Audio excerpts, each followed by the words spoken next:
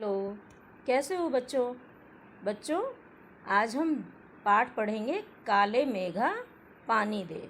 देखो बच्चों, जैसा कि आप यहाँ चित्र में देख रहे हैं कि जब बारिश होती है तो सब इधर उधर दौड़ने लगते हैं बारिश से बचने के लिए। और मोर को बारिश बहुत अच्छी लगती है तो मोर नाचने लगता है। मेंढक पानी से बाहर निकलकर इस बारिश का मज़ा लेता है और बच्चे भी बारिश के पानी में नहाकर बारिश में झूमते हैं, उसमें धूम मचाते हैं। ठीक है बच्चों, देखो अब हम पाठ पढ़ते हैं। काले मेघा पानी दे गुड़ धानी दे, बरसों खूब झमाझम झमझम, नाचे मोर छमा छम छम छम। देखो बच्चों, यहाँ क्या कहा गया है कि हे काले मेघा, तुम खूब बरसो, खूब पानी दो, हमें गुड़ धानी दो। ठीक है, और खूब झमाझम बरसो, जो कि मोर भी नाचने लगे, मोर भी छमाछम नाचने लगे।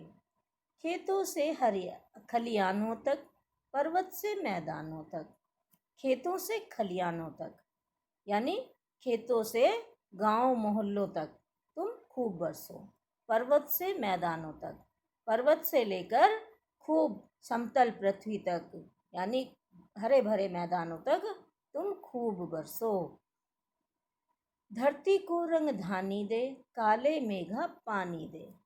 हे काले मेघा, तुम हमें पानी दो और धरती को हरे रंग यानी रंग धानी रंग दो। धानी रंग बादल कैसे देंगे बच्चों धरती को? जब बादल बरसेंगे तो धरती पर घास उगेगी, फसलें उगेंगी और पृथ्वी का रंग धानी हो जाएगा यानी हरा रंग हो जाएगा। तो इसलिए बच्चे कह रहे हैं कि तुम काले मेघा बरसो और पृथ्वी को धानी रंग दे दो। भर दे सारे ताल तलैया, गाएं सब मिल चमक छैया। तुम सारे ताल तलैया भर दो यानी सारे समुद्र तालाब सब कुछ भर दो और सब मिलकर गाएंगे चमक छैया, है ना? सब मिलकर एक गीत गाएंगे कि चमक छैया। ठीक है, हमको नई कहानी दे, सबको दाना पानी दे। तुम हमको एक नई कहानी दे दो और सबको दाना पानी दे दो, क्योंकि अगर बारिश होगी तो सबके यहाँ धान और गेहूँ पैदा होंगे और जब फसल पैदा होगी तो सबको खाना पानी मिल जाएगा। पानी दे जिंदगानी दे, काले मेघा पानी दे। हे काले मेघा, यदि तुम नहीं बरसोगे तो हमारा जीवन नष्ट हो जाएगा यानी हमारे जीवन पर बहुत सारी कठिनाइयाँ आ जाएंगी। तुम नहीं बरसोगे तो हमारे यहाँ फसल नहीं होगी, फसल नहीं होगी तो हमारे घर में अन्न नहीं होगा और अन्न नहीं होगा तो क्या होगा कि हमारे यहाँ सब भूखे मर जाएंगे। तो इसलिए हे काले मेघा, तुम पानी दो और हमें जिंदगानी भी दो। देखो बच्चों, ये एक कितना अच्छी कविता थी। इसमें बच्चों ने अपने लिए भी मांगा है और सबके लिए भी मांगा है। पृथ्वी के लिए भी हरी भरी धरती मांगी है ना? धानी रंग मांगा है ना, तो यानी हरी भरी धरती। चलिए बच्चों आगे देखते हैं। देखो बच्चों, यहाँ सावन का गीत है, यहाँ सावन का गीत है, ये भी इसी से है। सावन का झूला इस बार इतना बड़ा डालना, जिसमें समा जाए संसार। देखो देखो बच्चों, बच्चों की जो मन की कल्पनाएं हैं वो कितनी ऊंची हैं, उनकी उड़ानें कितनी ऊंची हैं। वो कहते हैं कि सावन का झूला इस बार इतना बड़ा डालना कि जिसमें सारा संसार समा जाए, जिसमें सारा संसार समा जाए।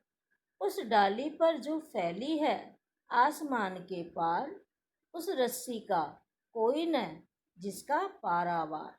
देखो बच्चों, यहाँ क्या कहा गया है? यहाँ ये कहा गया है कि तुम उस डाली पर जो आसमान के उस पार तक फैली है, उस डाली पर इस झूले को डालना और उस रस्सी का कोई पारावार यानी कोई छोर ना हो, कोई ठिकाना ना हो, जहाँ तुम उस रस्सी को इतनी दूर से उस डाली पर डाल देना। एक पेंग में मंगल ग्रह के द्वार और दूसरी में एकदम से अंतरिक्ष के पार।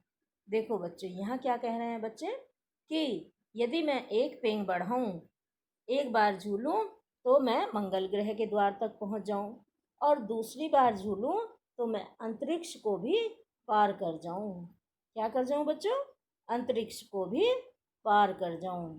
तो इसलिए यहाँ क्या कहा गया है कि सावन का झूला इस बार इतना बड़ा डालना कि जो उसमें सारा संसार समा जाए, और उस डाली पर डालना जो आसमान के उस पार तक फैली है। इसलिए यहाँ बच्चों की कल्पनाएं बहुत ऊंची हो गई हैं। बच्चे कहते हैं कि इस बार इस झूले को, सावन के झूले को आसमान के दूसरे छोर तक डालना, जो कि हम एक पेंग बढ़ाएं तो मंगल ग्रह तक पहुंच जाएं, और दूसरा पेंग बढ़ाएं तो अंतरिक्ष को भी पार कर जाएं। यानी हम पूरे संसार में झूल लें, पूरे संसार में घूम आएं झूले के सहारे। किसके सहारे बच्चों? झूले के सहारे। देखो, आप यहाँ चित्र में भी देख रहे हो, ये मंगल ग्रह का आदमी यहाँ खड़ा हुआ है, और घर इतने ऊंचे ऊंचे तक बने हैं, यानी पहाड़ के ऊपर तक और धरती के नीचे तक। सब में बच्चे इधर उधर घूम रहे हैं, आदमी घूम रहे हैं। कोई छाता लेकर जा रहा है, कोई सामान लेकर जा रहा है, और कुछ इंतज़ार कर रहे हैं बारिश के रुकने का। तो बच्चों, ये पाठ हमने पढ़ा, और अब हम इसका आगे का पाठ पढ़ेंगे। धन्यवाद।